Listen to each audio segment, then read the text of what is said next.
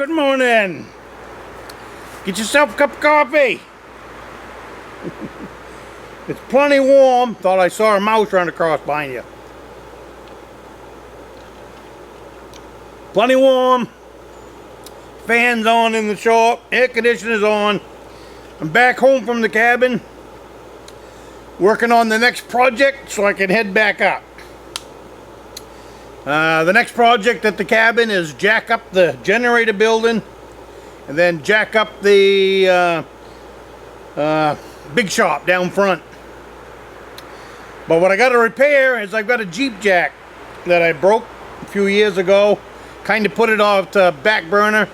Had another Jeep jack, so it really didn't matter.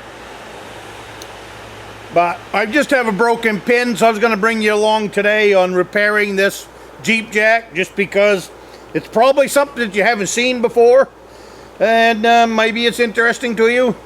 The main thing with these Jeep jacks is to keep them lubricated. Keep them sprayed down with not WD-40. WD-40 takes away all the goodness. Get yourself some good spray with an oil base to it. Put the grease to it. You know, use a grease gun. Put some grease in and around those pins.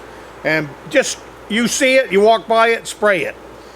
Keep it lubricated, it'll last a long time. This one's, I've got a newer one, which is probably 25 years old. And then I got this older one that's probably 35 years old. They will last you. They call them the most dangerous jack you can use, but there are spots where they really come in handy. Jacking up the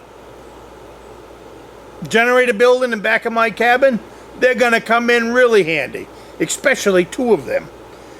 I can get on each corner and hike it right up to the height I want, shove a pad under there and get my post under there, get her leveled up, and I can go right around the whole building and do it. And they lug so easy. Motorcycle going by, they just lug so easy. They have no weight to them, so in that situation they're great. And they are 2 tons a piece, so 2 of them is 4 ton.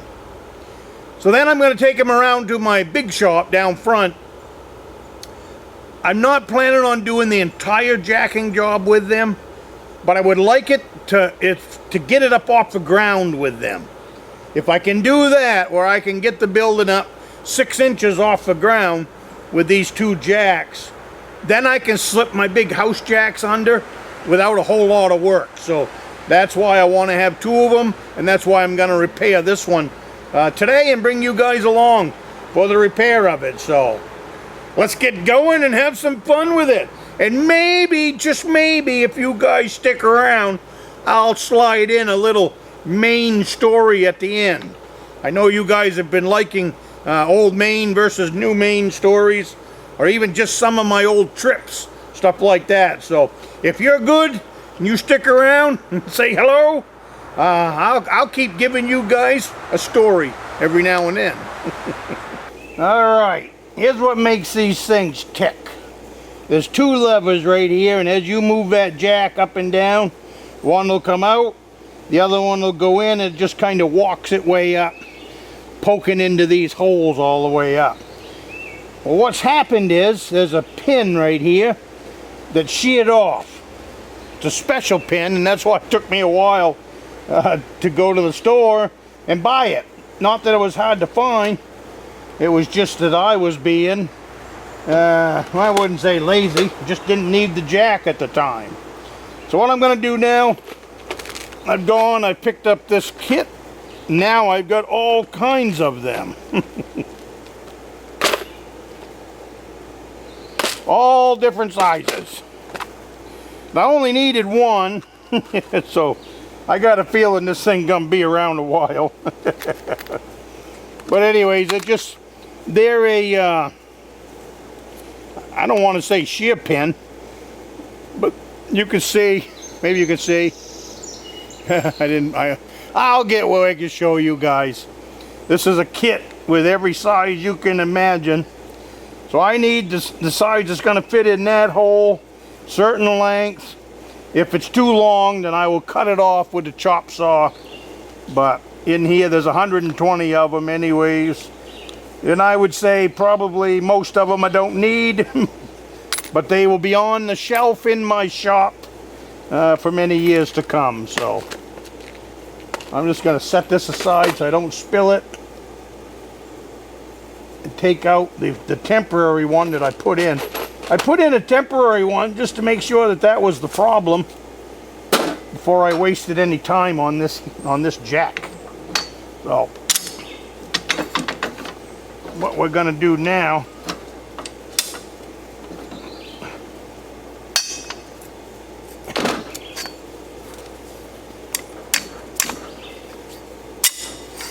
I'll bring it down where you can see it. We're still where we was when I left off a minute ago. Alright, so I looked at, none of my pins in that box was long enough to go from this side to this side. Even tried drilling it out and putting in a bigger one. Still didn't work. So what I have found is this great big pin for a snow plow, also my big jacks. I'm going to cut it off right there. I'm going to weld a nub on both sides of it so that it'll stay in place. And that's going to be my new pin. Because I really need this jack. I'm tired of playing with it. So it's time to put a country boy fix on it that will last for the rest of my lifetime. So that's what we're going to do.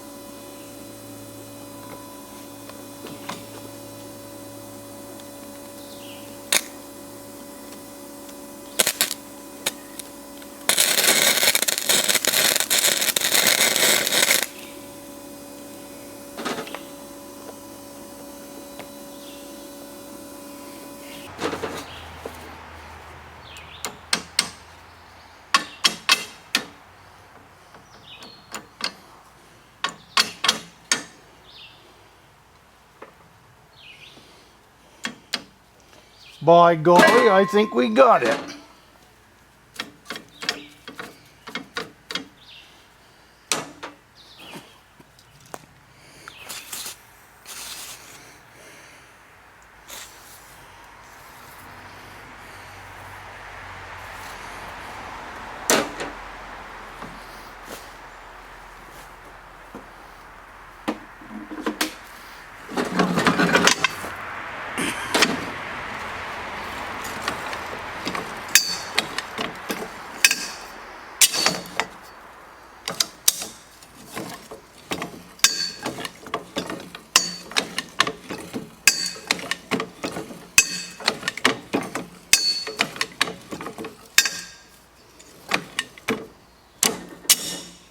Yes, we do.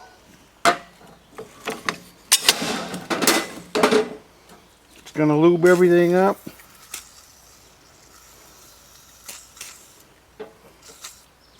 You can't keep these things too oiled up.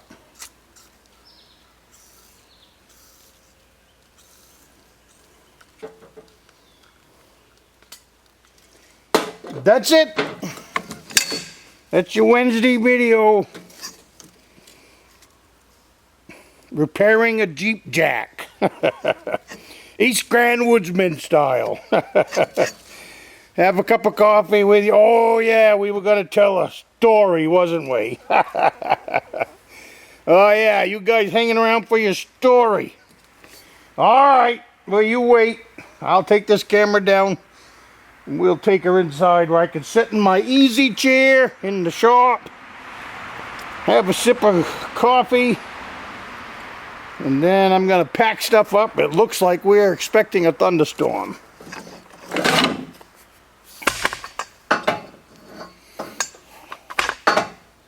Alright, here's you guys' story. I didn't bother going in the shop. I'm hot and tired, gonna end this day. But I figured I owed you a story because I told you I'd tell you a story. Just so you guys don't have the impression that all my fishing and hunting has been perfect every trip. And every trip always does have a story. The only stories that stick out are the failures. And not necessarily failure as much as didn't go the way things were planned. There's a pond up in the Rangeley Lakes area. It's called Round Pond. A lot of round ponds in the state, so don't try looking for it. Round Pond, there's a stream that comes out of it, runs into another lake. And we were brook fishing that stream. It caught all kinds of brookies. It was great. Caught a small salmon, legal size. That was great. But when we got back to back when I didn't have a pickup, what was we? Who was I with? Station. Oh, it would have been my car. We had a car. It was, I forget the name of, I can't, what kind it was. Anyway, don't matter. We were working out of a trunk. We were staying at a little campsite called Cold Spring Campsite. Nice place to stay. But anyways, our deal was we'd fish, go back to the car, dig out the Coleman stove, fire it up, and eat our brook trout and have breakfast and all of that. We got back to the car. Everything was good. We had our fish. We got our cast iron frying pan out. We got out some cooking oil, stuff like that. Started to cook our brook trout. We no more got that pan nice and ready for them fish to go in. Drop the fish in, so they're starting to cook. And out of nowhere, now it was a cloudy day, but out of nowhere, it was just a downpour. I'm telling you, downpour. My cast iron frying pan had an inch of water in it within, I swear, a minute. It was a downpour. So I looked at the guy I had with me and I said, well, I guess we're having boiled trout today, because they were already in the frying pan and we were already soaking wet. So that didn't matter. But so anyways, we finished up cooking our fish. They ended up being boiled trout that morning. We did not bother with the eggs. We did not bother with the bacon. All we had that morning was those brook trout until we moved on later, fished some more, ended up back at the campsite later on that day, and just had a good chuckle out of the boiled brook trout that we had that morning for breakfast. So don't ever think that the trips go off as planned.